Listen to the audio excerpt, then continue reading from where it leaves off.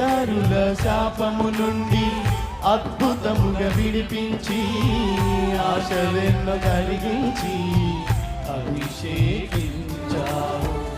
వేయి తరముల వరకు కృప చూపించుచు నడిపించు దైవం నీవే యేసయ్యా. వేయి తరముల వరకు కృప చూపించుచు నడిపించు దైవం నీవే యేసయ్యా.